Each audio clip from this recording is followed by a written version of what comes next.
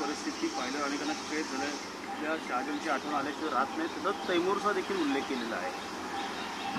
मग त्यात चुकीचं काय? तुम्हाला आक्रमक जे आहेत या देशावर राज्य हल्ला करणारे त्यांच्याविषयी प्रचंड तिटकार असं दिसत आहे.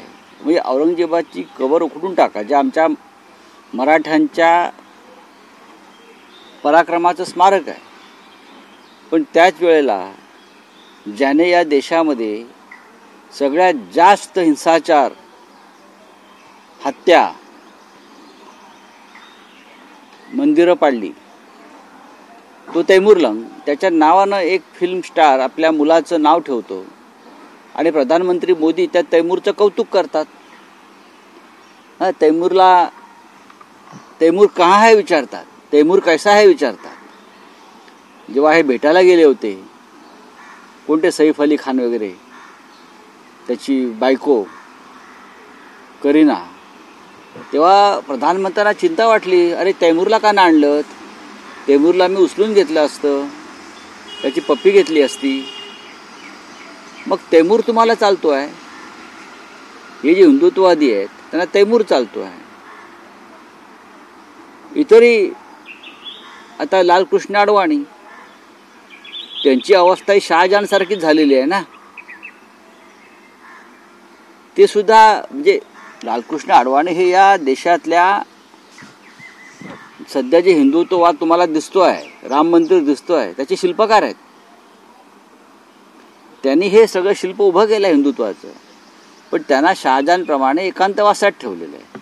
हे सुद्धा या हिंदुत्ववाद्यांना चालतंय. कुणी असं उठून सांगतोय का की कुठे आहेत आमचे शहाजहान, म्हणजे कुठे आहेत आमचे लालकृष्ण अडवाणी, काय झालं त्यांचं, त्यांना असं बंदिस्त का ठेवलेलं आहे, कोंडून का ठेवलेलं आहे, हा कोणी एखाद्या या कबर खोदणाऱ्याने प्रश्न विचारलाय का? हे असे हे ढोंगी दांभिक लोक आहेत. कबर न खोदता संभाजीनगर हे नाव बदलले ते बाळासाहेब ठाकरेंनी, माननीय हिंदुहृदय सम्राटांनी काय केलं, त्यांनी कबर खोदा सांगितलं नाही औरंगजेबाची. त्यांनी एका झटक्यात औरंगजेबाच्या नावानं असलेलं जे शहर होतं, गाव होतं, त्याचं नावच बदलून टाकलं. औरंगजेबाचं नामोनिशाण खतम करून टाकलं. हे संभाजीनगर आहे म्हटलं आजपासून. त्यासाठी एखादा अध्यादेश काढा वगैरे काय नाही. शिवसेना प्रमुखांनी 90 सालात जाहीर करून टाकलं. हे औरंगाबाद नसून हे संभाजीनगर आहे. याला म्हणतात हिंदुहृदय सम्राट, याला म्हणतात हिंदुत्व.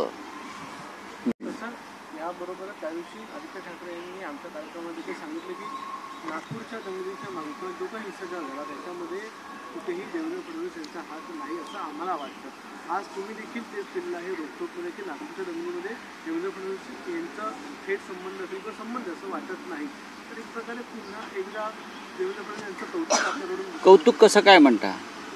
आम्ही जेव्हा असं म्हणालो त्या दिवशी, तेव्हा देवेंद्र फडणवीस असं म्हणाले की संजय राऊत यांच्यावरती उपचार केले पाहिजे. तुमच्याच कार्यक्रमात बोलले ना. त्यांना स्वतःविषयीचं चांगलं सत्यही पचवायची ताकद राहिलेलं नाही. आदित्य ठाकरे म्हणतात की हे देवेंद्र फडणवीस यांना अडकवण्याचं षडयंत्र आहे. इम्तियाज जलील म्हणतात ही दंगल जी आहे ही देवेंद्र फडणवीस यांना कोंडीत पकडण्यासाठी झाली. आणि मीही तेच म्हणालो. पण देवेंद्र फडणवीस यांना संताजी धनाजीप्रमाणे स्वप्नात सुद्धा संजय राऊत दिसतात. आणि ते असं म्हणाले की ह्यांच्यावरती उपचार केले पाहिजेत. का उपचार केले पाहिजेत? तुमचं संपूर्ण सरकार मनोरुग्ण आहे असं मी म्हणतो आहे. त्यांच्यामुळे सरकारनं विशेष तरतूद करून तुमच्या संपूर्ण मंत्रिमंडळाची मनोरुग्ण चाचणी केली पाहिजे. ज्या पद्धतीनं तुमचे मंत्री बोलतायत, धांगडधिंगा घालतायत, भ्रष्टाचार करतायत, स्वतःला जे कोणी जे आहेत ना बाल हिंदुत्ववादी, त्यांची भाषा बघा काय चाललं आहे विधानसभेत, विधान परिषदेमध्ये. त्याच्यामुळे संपूर्ण भारतीय जनता पक्षाचं जे मंत्रिमंडळ आहे त्यांच्यावरती सरकारी खर्चाने करा, काय हरकत नाही, उपचार करून घ्या. गडकरी म्हणतात की जनता जातीवादी नाही, नक्कीच जातीवादी आणि नक्कीच नितीन गडकरी यांनी जे सांगितलेलं आहे त्यात तथ्य आहे. जनतेला धर्मांध आणि जातीवादी बनवण्याचा एक लॅबोरेटरी भारतीय जनता पक्षाने उघडलेली आहे. अजिबात जनता या राज्याची जातीयवादी नाही. पण पुढारी आणि विशेषतः भारतीय जनता पक्षाच्या पुढाऱ्यांनी या महाराष्ट्रात गेल्या काही काळापासून धर्मांधता आणि जातीवादाचं विष पेरण्याची ही सुरुवात केली आहे. उद्धव ठाकरे मुख्यमंत्री असताना सगळ्यात जास्त गाजलेली केस जी होती सुशांत सिंग राजपूत यांची, तर त्यांचा क्लोजर रिपोर्ट काल सीबीआय दाखल केलेला आहे न्यायालयात. आणि त्यात असं म्हटलेलं आहे की सुशांत सिंग राजपूत यांची आत्महत्याच होती, त्यांचा खून नव्हता झाला. आत्महत्या झालेली होती याच्यावर शिक्कामोर्तब सीबीआयने स्वतः केलेलं आहे. तीच केस जी आहे ती दिशा सालियनशी देखील कनेक्टेड होती आणि याचमुळे सुशांत सिंग राजपूत यांच्या आत्महत्येवरही प्रसिद्धी निर्माण झालं होतं. त्यांचा खून झाला ठीक आहे, आणि नारायण राणे यांनी देखील म्हटलेलं आहे की त्यांचा खून झाला की नाही चेक करा पुन्हा एकदा, त्यांच्या नोकऱ्याला विचारतो त्यांचा खून झाला होता की नाही. काय वाटतं, उद्धव ठाकरेचे देखील 2 फोन त्यांना केले होते नारायण राणे. कोणतीच पकडण्याचा प्रयत्न केला गेला होता या केसमुळे. आता त्याच्यामुळे निष्पन्न आले की ते आत्महत्या आहे. बघा, या दोन्ही आत्महत्याच आहेत, हे वारंवार सिद्ध झालं आहे, स्पष्ट झालेलं आहे. पण राजकीय बदनामीचा कट आपल्या विरोधकांचा करण्यासाठी, विशेषतः ठाकरे कुटुंबियांचा, या दोन्ही आत्महत्यांना कधी हत्या आहे, कधी अमुक आहे, कधी तमुक आहे, अशा पद्धतीचा रंग देण्यात आला. 5 वर्षानंतर दिशा सालियनच्या वडिलांना काही लोकांनी पुढे केलं आणि याचा तपास पुन्हा करावा यासाठी याचिका त्यांनी कोर्टात नेली. सुशांत सिंग राजपूत प्रकरणात तर अख्खा देश आला, अगदी पार्लमेंटपर्यंत राजकारण, म्हणजे जसं औरंगजेबाचं राजकारण चाललं आहे तसं मृतांचं राजकारण हे चाललेलं आहे. मृतांनाही सोडत नाहीत भारतीय जनता पक्षाचे लोक, आणि विशेषतः चांगल्या घरातली जेव्हा व्यक्ती मरण पावते, हे दुर्दैव असतं, त्याचे राजकारण करतात. आणि त्याच्यामध्ये, त्या बदनामीमध्ये अनेक चांगल्या घरातल्या लोकांना त्यांच्यावर चिखल फेकून त्यांना बदनाम करण्याचं अलीकडचं राजकारण हे भारतीय जनता पक्षाने सुरू केलेलं आहे. अनेक सगळ्यांना आता त्रास होतो आहे, सगळ्यांना त्रास झालेला आहे, पण भारतीय जनता पक्षाचा हेतू काही सफल होत नाही. आमच्यासारखे लोक, ठाकरे परिवारासारखे लोक, अनिल परमारसारखे लोक ठामपणे, खंबीरपणे लढत उभे आहेत. लेकिन सर कल की प्रेस कॉन्फरन्स घेतली होती, त्यामुळे त्यांनी पुन्हा एकदा 2 संभाषणं सांगितली, 2 कॉल केले होते उद्धव ठाकरे यांनी, आणि ते कॉलमध्ये संभाषण देखील ते सांगितले की आदित्य ठाकरेंचं नाव पत्रकार परिषदेमध्ये घेत जाऊ नका, तसं ते नाव टाळायचा प्रयत्न करा, असं 2 वेळा उद्धव ठाकरेंनी. माझं या विषयावरती माननीय उद्धव ठाकरे यांच्याशी चर्चा झाली. असं काही घडल्याचं किंवा काय, उद्धव ठाकरे साहेबांनी आता पूर्णपणे इन्कार केलेला आहे. असा कोणताही फोन या संदर्भात नारायण राणे यांना झालेला नाही आणि हे संभाषण झालेलं नाही. मिलिंद नार्वेकर यांच्याशी माझं बोलणं झालं, ते म्हटले मी कधी कोणाला फोन लावून दिला नाही. आता जी यातले प्रमुख व्यक्ती आहेत, नारायण राणे ज्यांचा उल्लेख करतात, त्यांनीच सांगितलेलं आहे की अशा प्रकारचे कोणतेही संभाषण झाल्याचं मला दिसत नाही, झालेलंच नाही आहे. तेव्हा नारायण राणे हे कशाच्या आधारावरती अशा प्रकारची वक्तव्य करतायत इतक्या वर्षानंतर, ते समजून घेणं गरजेचं आहे. काय त्यांची प्रकृती बरी नाही आहे का, तर त्यांच्यावरती थोडंसं पाहावं लागेल, कारण 70 पार केली आहे आणि आम्हाला त्यांच्या प्रकृतीची चिंता वाटते. पण माननीय उद्धव ठाकरे आणि मिलिंद नार्वेकर जे आता सध्या आमदार आहेत, त्यांनी स्पष्ट शब्दात सांगितलेलं आहे की अशा प्रकारची कोणतेही संभाषण फोनवर झालेलं नाही. किंबहुना नारायण राणे यांना जेव्हा अटक केली, त्यांनी जेव्हा मुख्यमंत्र्यांवरती जे भाष्य केलं, त्यानंतर त्यांना जी अटक केली, तर त्यांच्यासाठी त्यांच्या कुटुंबातून फोन आले होते उद्धव साहेबांना, जरा सांभाळून घ्या, त्यांची प्रकृती बरी नाही, त्यांना काही विकार आणि त्रास आहेत. आणि त्यानंतर संध्याकाळी उद्धव साहेबांनी त्यांना पोलिसांना सूचना देऊन त्यांना सुटका करायला लावला. केंद्रातून फोन आले, अमित शहांचा फोन आला होता उद्धव ठाकरे साहेबांना त्यासाठी, किंवा हमारे केंद्रीय मंत्री हे जरा संभाल केले ना, त्यांच्या कुटुंबियांचे फोन होते राणेंच्या.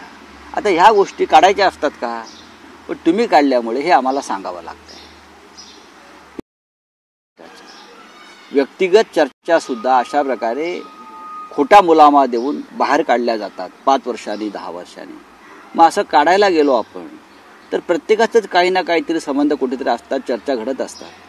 महाराष्ट्रामध्ये असं वातावरण कधीच नव्हतं.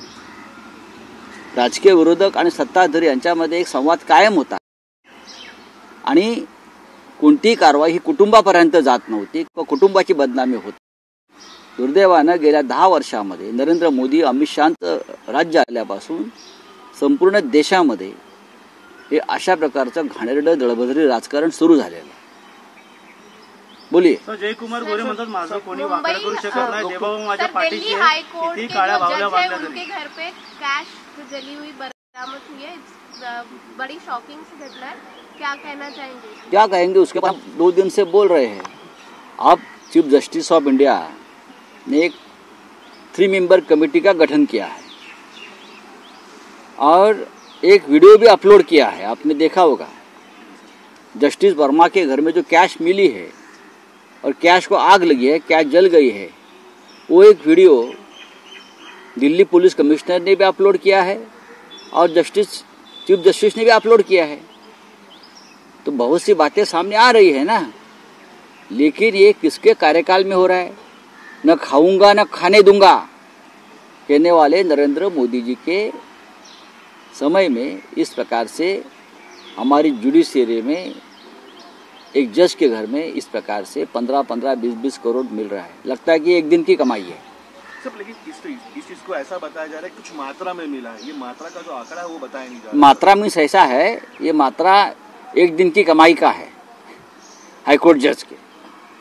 ऐसे लोग बोल रहे हैं दिल्ली में. दिल्ली में था जो आंकड़ा आया है, जो मात्रा आई है 15 करोड़ कुछ नहीं दिल्ली में.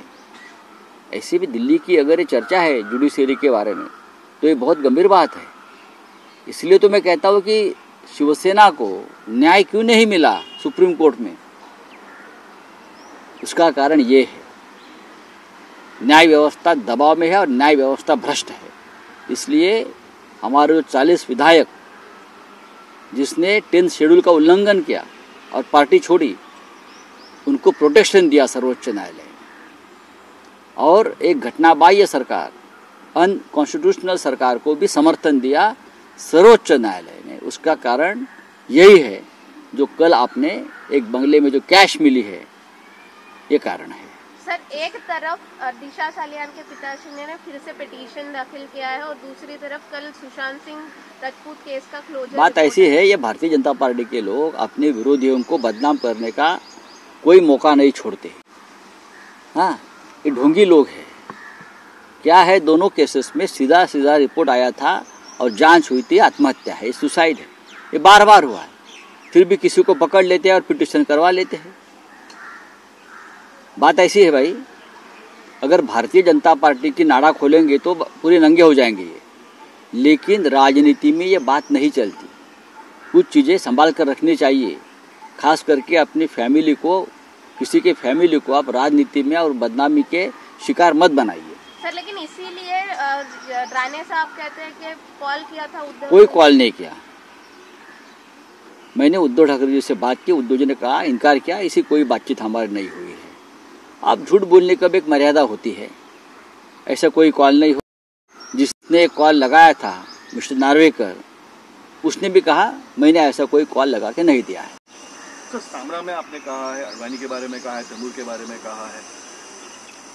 नहीं, औरंगजेब की जो कब्र खोदना चाहते हैं, उखाड़ना चाहते हैं, कि उनको जो मुगल आक्रांत है उनका नामो निशान मिटाना चाहते हैं, तो तैमूर को कैसे ये लोग सहन कर रहे हैं.